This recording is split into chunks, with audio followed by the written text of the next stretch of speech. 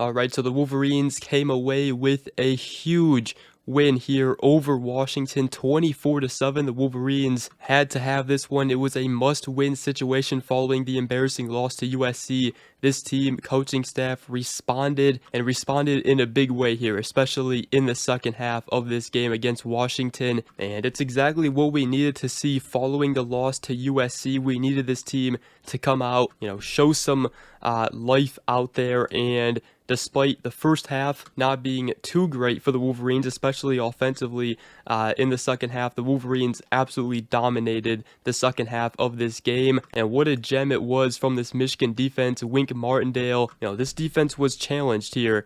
Following that USC loss, they got picked apart, not only in the ground game in that game, but also the screenplays. But credit to Wink Martindale, defensive coaching staff, and these defensive players, even without some players as well, like Rod Moore. Brendan Hillman also didn't play in this one. This Michigan defense got back to what they do and how they should look like. Washington in this one, 40 rushing yards. It was a big talking point this whole week. One of the biggest keys here going into this game was Michigan had to stop the run. We saw what USC did, and it started up front. The Wolverines could not stop the run. In this one, they did. 40 rushing yards for Washington in this game. And we talked about it when you put Washington in long, deep passing situations like Michigan did, especially in the second half later in the game when Michigan started to get on top. That's when you started to see this Michigan defense get more pressure on Williams. But the Wolverines definitely covered the screenplays much, much better here in this game. Tackling was much better.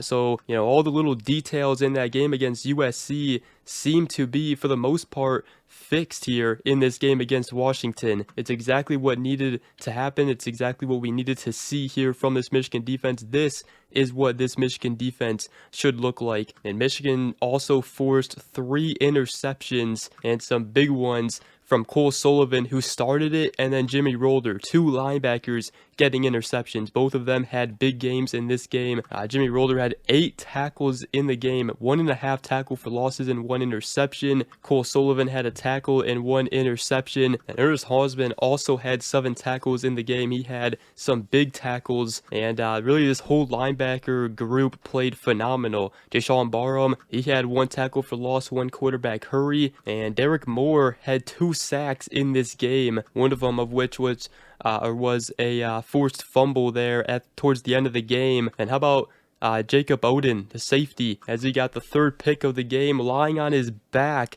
after a deflected deep ball late in the game, as the ball just fell right to him.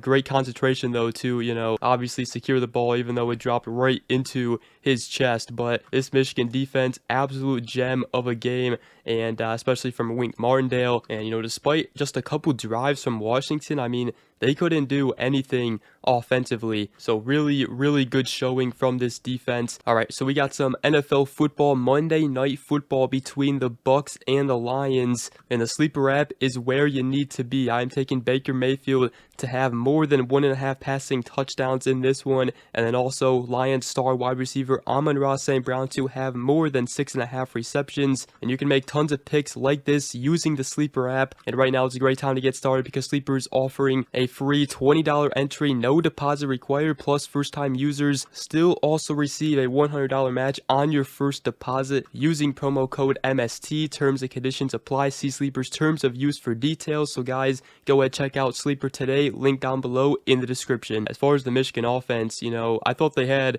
a pretty good game. I think the biggest thing coming out of this, especially in the first half, was the drives stalling out. They got near the 50 on a lot of their drives. They only punted the ball twice in this game, and then there was also obviously a missed field goal by Dominic Zavada in the first half, and they also went 0 for 2 on 4th downs across the 50. One of them was in the red zone, as they really got stopped short a few times in this game, a couple on 3rd down as well. But one of them in the first half was, a beautifully designed play from Chip Lindsey right to Samaj Morgan. He just dropped the ball. He was wide open and probably would have had some yards after the catch there as well. So, Michigan definitely could have put up some more points in this one. Thankfully, that interception from Cole Sullivan got them going. One play later, Jordan Marshall ran it into the end zone. That put Michigan up 14-7 and really, started to give this team some breathing room, even though it seemed like this team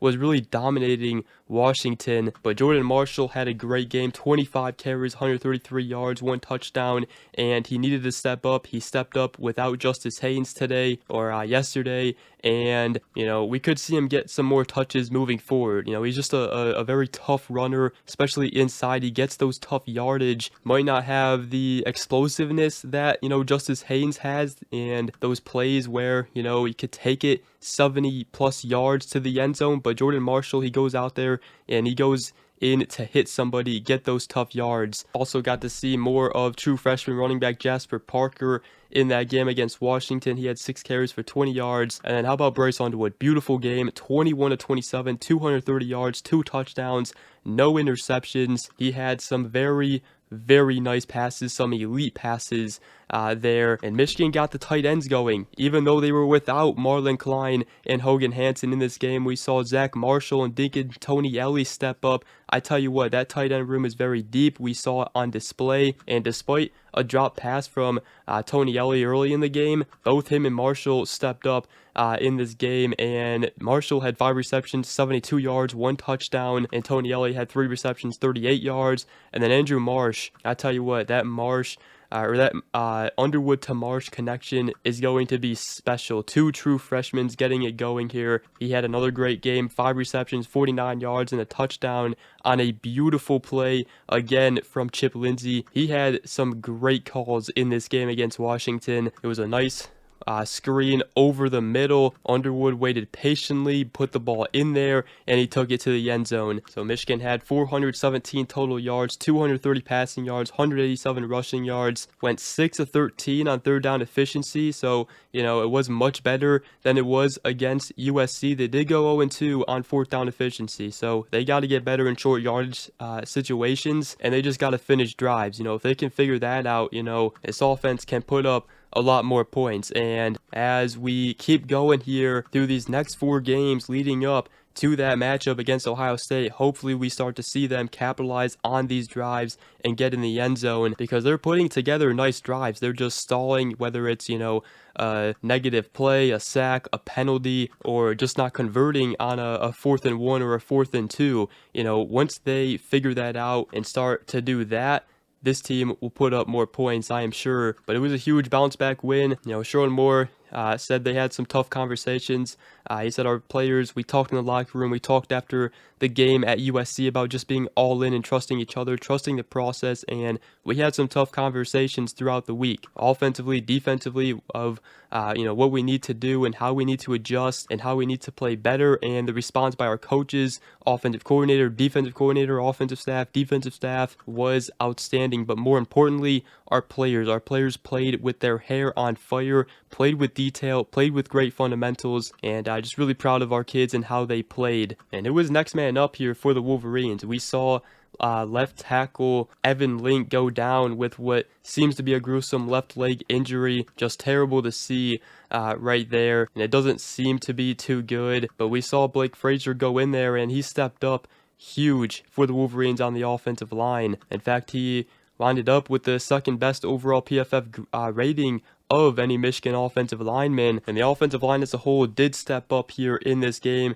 I thought they would have a better game against Washington. USC's defensive line is talented. They clearly struggled though against him, and this offensive line bounced back here today against Washington, and this whole team did, again, with injuries, without Justice Haynes. They were without Rod Moore, Brandon Hillman didn't play. They were without both tight ends, Hogan Hansen, Marlon Klein, and then Evan Link went down. So a lot of players stepped up in this game, and that second half of football from the Wolverines is Michigan football, and hopefully, that's what we see here moving forward. If they play like that for 4 quarters moving forward, this team is going to be tough to beat, and obviously they got, everything in front of them still here moving forward. But to wrap up this video, I wanted to talk about some injury updates. Again, Evan Link, head coach Sherrod Moore said that I'm not really sure. It doesn't look too good. I know it was a lower body thing, but we'll see how he does. That's what he had to say post-game.